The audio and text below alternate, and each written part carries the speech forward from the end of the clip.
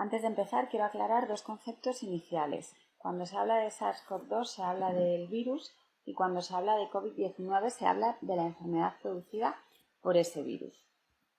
Este es el esquema general de la charla. En la parte de enfermedad, COVID-19 y enfoque terapéutico prácticamente no voy a entrar. Me centraré sobre todo en la parte de transmisión humano-humano y medidas de prevención, porque creo que es la parte más interesante para la población general. Una característica importante de los virus es que no son autosuficientes. Los virus necesitan otro organismo vivo para poder replicarse, ya que carecen de la maquinaria necesaria para hacer copias de sí mismos. Los virus entran en nuestras células y una vez dentro van a utilizar la maquinaria celular para fabricar miles de copias que posteriormente abandonan la célula. En el caso del SARS-CoV-2, un único virus puede realizar hasta 100.000 copias de sí mismo en cada célula. En la parte derecha de la diapositiva vemos una imagen de microscopio electrónico donde se representan las réplicas de virus que corresponderían a estas partículas redondeadas que vemos aquí. Para entrar en nuestras células, los virus emplean un mecanismo similar a una llave con su cerradura, de tal manera que la llave es una proteína S que está en la superficie del virus y la cerradura es un receptor llamado receptor AC2 y que tienen muchas células de nuestro organismo.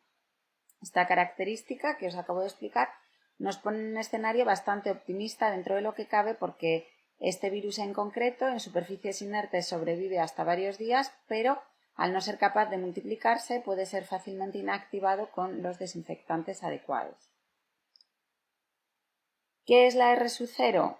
Es el número básico de reproducción y representa el promedio de nuevos casos generados a partir de un infectado. Se calcula mediante modelos matemáticos y su número es variable dependiendo de los contactos sociales, pero la media para este virus en concreto se ha calculado en 4, oscilando entre 1,5 y 6,7. Para que os pongáis en situación y os hagáis una idea, os diré que la R sub 0 del virus de la gripe está en torno a 2. Todo lo que esté por encima de 1 lo vemos aquí en esta parte de la pantalla donde está representada una R sub 0 igual a 4. Pues bien, todo lo que esté por encima de 1 va a suponer un crecimiento exponencial de los contagios y a mayor valor de R sub 0 más rápido se expande la enfermedad. Con una R sub 0 igual a 1, que es lo que representamos aquí, el crecimiento es lineal y podemos considerar que la expansión de la enfermedad está controlada cuando la R sub 0 es igual o inferior a 1. Gracias a las medidas de confinamiento y la distancia social hemos conseguido ir bajando la R sub 0 por debajo de 1, pero no hay que cantar victoria porque puede volver a subir durante la desescalada. Aquí empezó todo, en Wuhan, y la cronología fue la siguiente. El 31 de diciembre se notifica que hay acumulados ya 27 casos de neumonía desconocida. El 7 de enero se identifica al virus SARS-CoV-2 como responsable de estos casos y el 12 de enero se completa la secuenciación genética del virus. El 11 de marzo la Organización Mundial de la Salud declara una situación de pandemia mundial. Como veis, todo muy rápido porque el virus tiene un crecimiento exponencial, como expliqué antes, con la R sub 0 de 4 y también la globalización ha puesto su granito de arena. El virus SARS-CoV-2 pertenece a la familia de los coronavirus. Dentro de esta familia hay muchos tipos de virus y la mayoría producen enfermedades en animales, por eso son unos virus que conocen muy bien los veterinarios. En los humanos se conocían hasta el momento 6 tipos de coronavirus capaces de hacernos enfermar, pero la mayoría de las veces eran resfriados leves producidos por alguno de estos 4 virus de aquí. Hace unos años ya saltó la alarma por 2 enfermedades más graves producidas por estos dos, el SARS-CoV y el MERS-CoV. Este de aquí es el nuevo, el SARS-CoV-2, que es el 7º coronavirus conocido capaz de infectar a los humanos. La enfermedad SARS se originó en China y el MERS se originó en Oriente Medio. Como veis aquí, los casos que se manejaron están a años luz de las cifras que se manejan para el COVID-19, pero es que tanto el SARS como el MERS no fueron declaradas pandemias, sino que fueron declarados brotes epidémicos. ¿Qué pasó para que este virus apareciera en escena, convirtiéndose en el 7º coronavirus conocido para los humanos?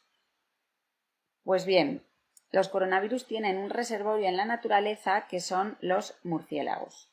Y en algún momento determinado se produjo un salto del murciélago a un animal huésped que actuó como un intermediario entre los murciélagos y los humanos. En este animal huésped, el virus sufre una serie de mutaciones que le dieron capacidad para resultar dañino para nosotros.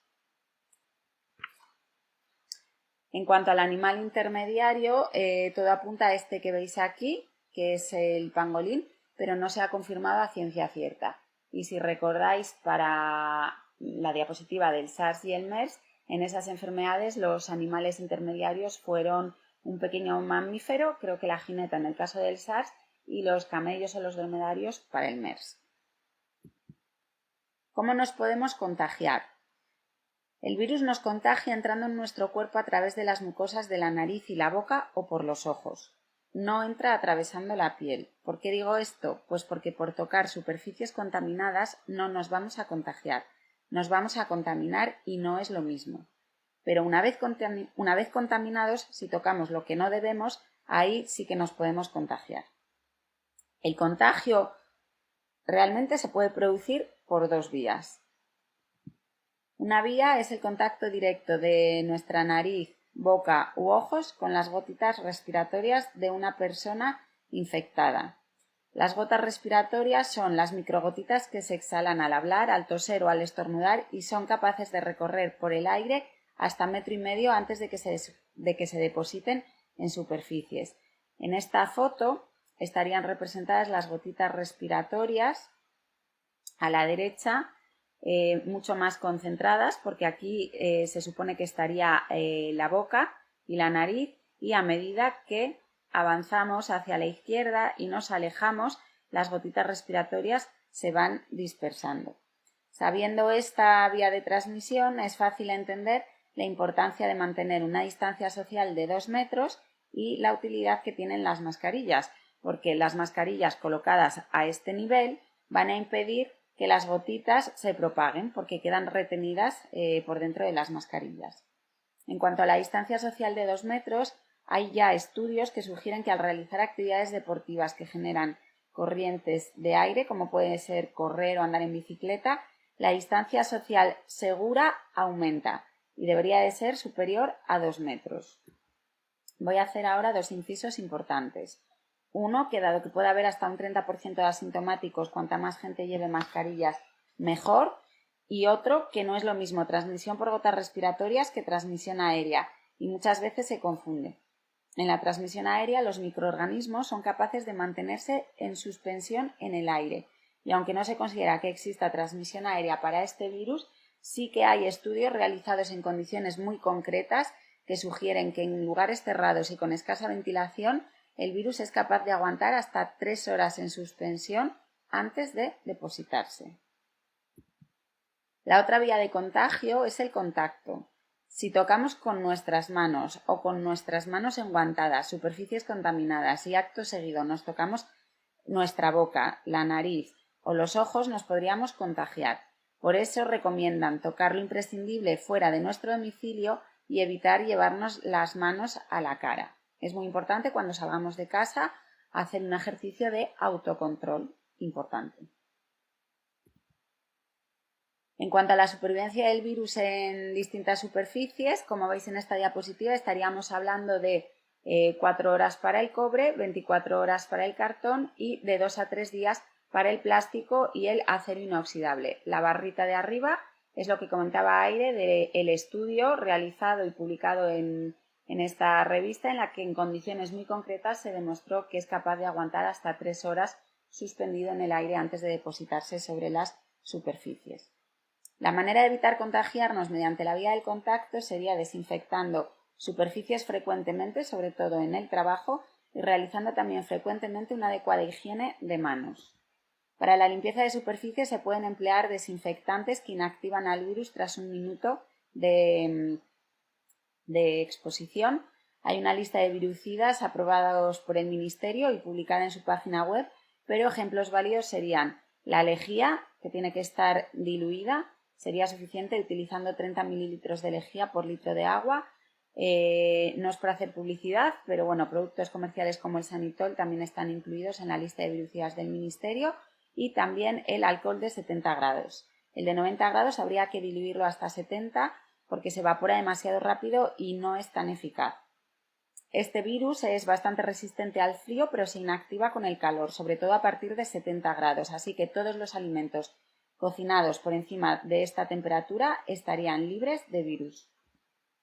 La higiene de manos podemos hacerla bien con agua y jabón o con gel hidroalcohólico, salvo que las manos presenten suciedad visible. En ese caso, el gel hidroalcohólico no sirve y habría que lavarse las manos primero. Si utilizamos agua y jabón, tendremos que frotar al menos durante 15 segundos y después aclarar y secar. Si usamos gel hidroalcohólico, seguiremos una serie de pasos que vienen representados en la diapositiva, pero bueno, hay también vídeos colgados en internet y podemos dejar que las manos al final se sequen al aire. Es muy importante aclarar que el gel hidroalcohólico no necesita aclarado con agua, ¿vale? La higiene de manos tendremos que hacerla frecuentemente, pero sobre todo si vamos a tocarnos la cara.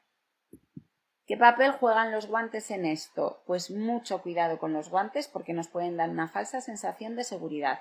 Lo mismo puede contaminarse el guante que la mano, así que mucho ojito con tocarnos la cara mientras llevamos guantes, y es recomendable hacer higiene de manos tras quitárnoslos porque mucha gente se contamina durante la retirada de los mismos.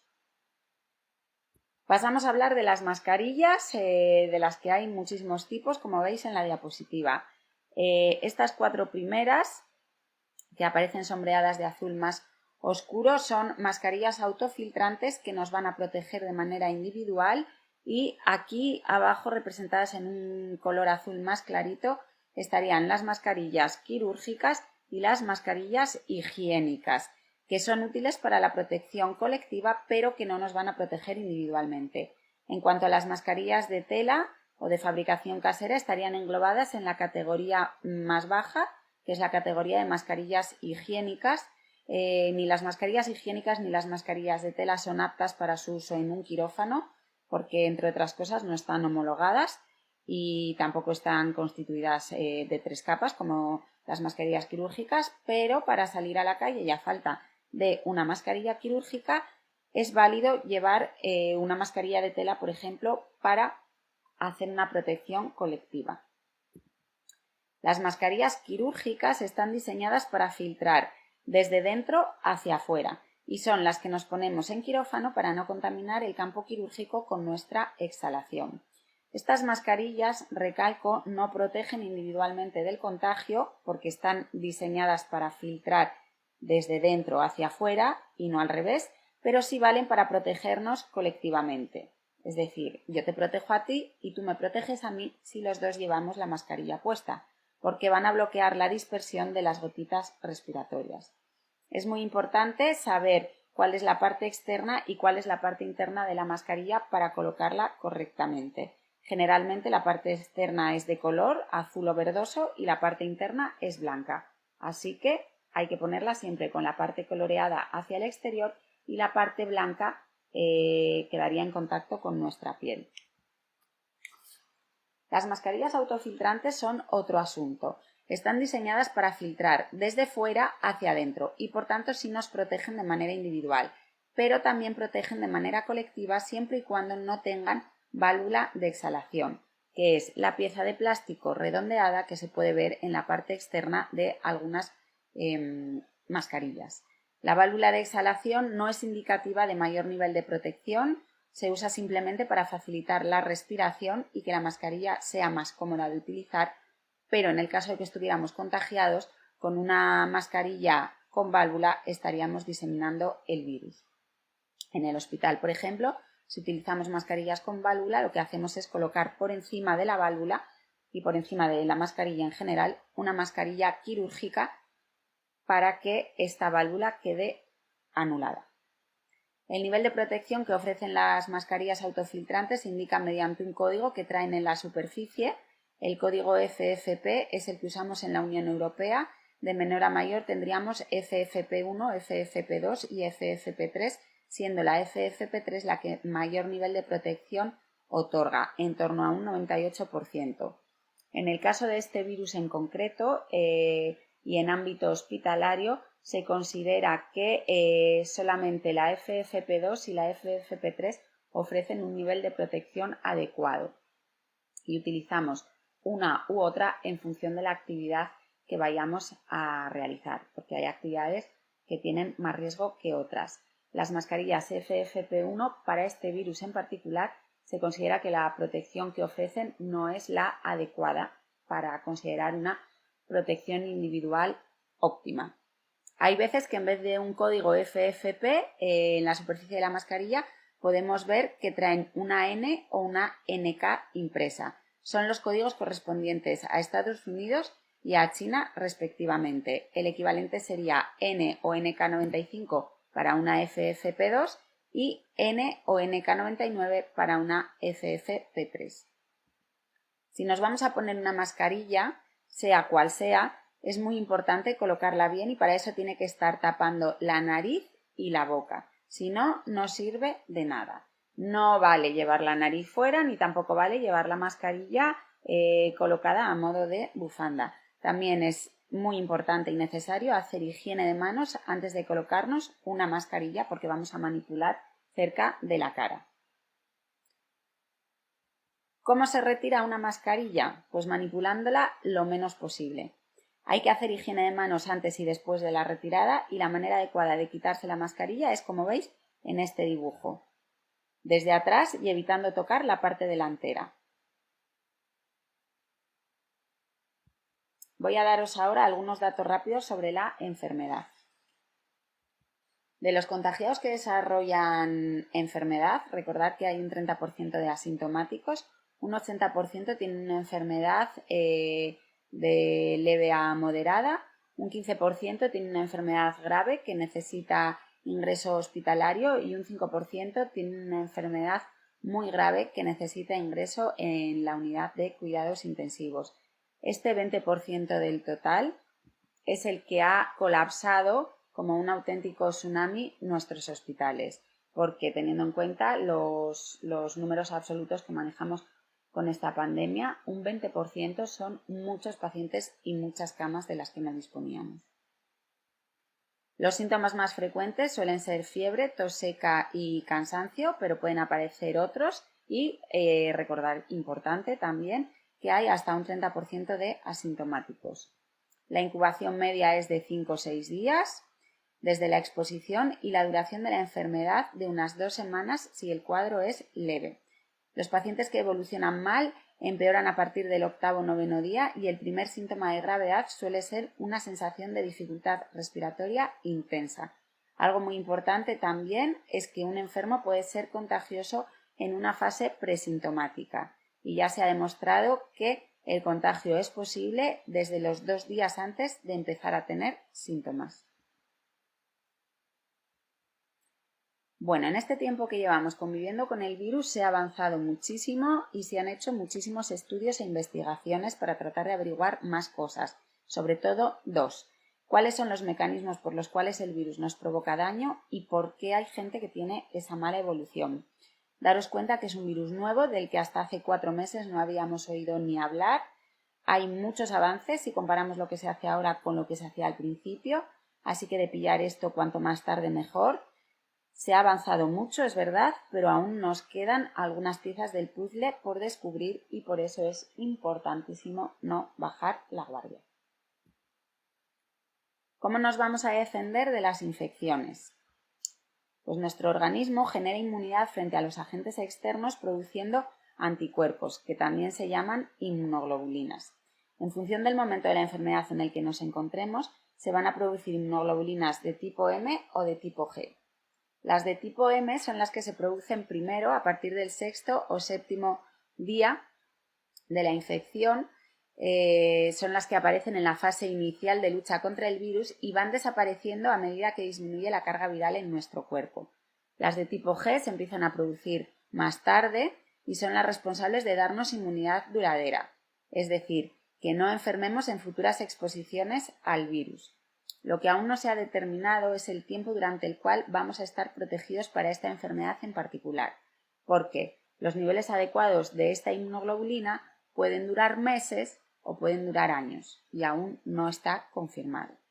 En cuanto a las vacunas, también inducen la formación de estos anticuerpos. La diferencia es que con una vacuna no enfermamos porque no nos exponemos a un virus al 100% de su capacidad. Nos exponemos o bien a partículas virales o bien a virus atenuados.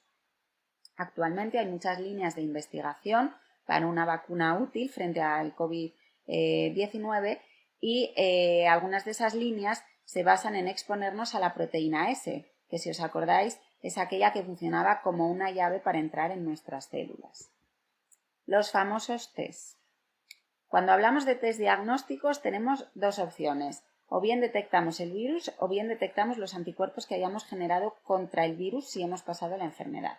Actualmente se están realizando dos tipos de test, el test de la PCR y los test rápidos de anticuerpos.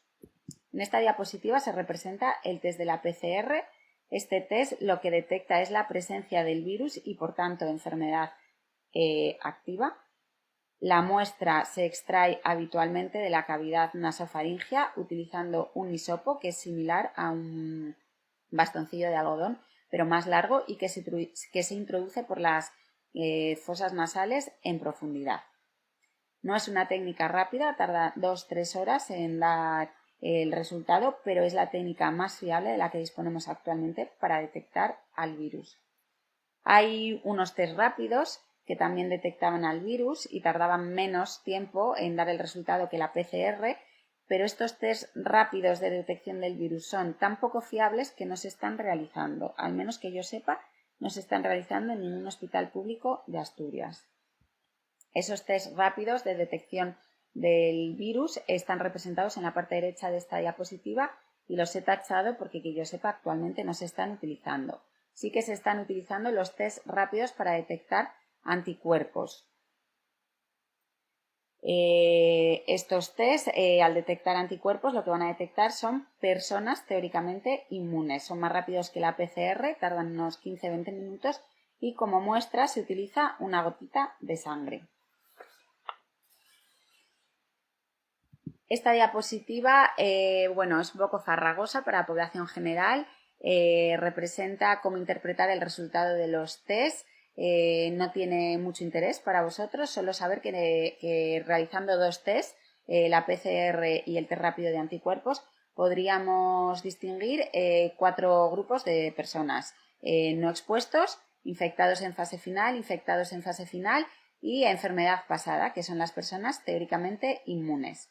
Para calcular la inmunidad de la población no es necesario hacer test masivos a todo el mundo, sino que con un tamaño muestral adecuado elegido aleatoriamente y mediante análisis estadísticos podríamos extrapolar valores y obtener los datos adecuados. Sin embargo, para intentar controlar los contagios, lo útil no es hacer test al azar, como para calcular la inmunidad, sino que lo útil sería hacer test dirigidos. ¿A quién? Pues a aquellas personas con síntomas, a los contactos de las personas diagnosticadas de enfermedad y también al personal expuesto. ¿Qué importancia tiene la inmunidad o el cálculo de inmunidad en la desescalada? Mucha. Hay un concepto que se llama inmunidad de rebaño y se consigue cuando hay un 70% de población inmune. Aunque quede un 20 o un 30% de no inmunes, daría igual porque el virus ya no puede campar a sus anchas. El concepto es que la mayoría protege a la minoría y por eso se llama inmunidad de rebaño. Con inmunidad de rebaño, es decir, si hubiera un 70% de inmunes, el número de nuevos casos detectados sería anecdótico y no haría falta una desescalada. Prácticamente podríamos volver a la vida normal de la era pre-COVID sin necesidad de todas estas fases que ya todos conocemos de la desescalada. ¿Pero cuál va a ser la realidad? Pues bien, a falta de resultados definitivos, lo que creemos es que habrá sorpresas, porque habrá mucha gente que será positiva en los test de anticuerpos sin haberse enterado ni siquiera de que pasó la enfermedad, pero bueno, de ahí a llegar a un 70% de población inmune va a ser muy difícil. Ojalá llegáramos, pero va a ser difícil. Por eso hay miedo de rebrotes cuando empecemos con la desescalada. porque el virus tiene muchas facilidades para continuar expandiéndose. Además, hay que tener en cuenta que la situación será distinta para cada comunidad autónoma en función de sus porcentajes de inmunidad, y en Asturias, por ejemplo, está claro que vamos a tener menos inmunidad que en Madrid, porque si nos comparamos con ellos, por aquí el virus ha pasado de puntillas, como quien dice. Esto hace que en los hospitales tengamos ahora mismo una calma tensa pensando en qué puede pasar durante la desescalada que vamos a ver en las próximas semanas. Así que es muy importante que la población, o sea, vosotros, si estáis escuchando este vídeo, no bajéis la guardia. Acordaos que cuanto más tarde se pille esto, mejor. Y hay que tener muy presente todavía la distancia social, la higiene de manos, la limpieza de superficies y las mascarillas, porque van a seguir siendo necesarias.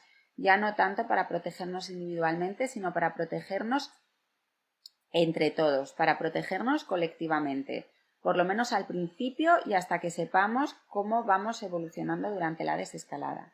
La charla acaba aquí. Espero que la información os haya resultado útil para entender un poco mejor las cosas y sobre todo para aplicar las medidas de prevención para poder cuidarnos entre todos.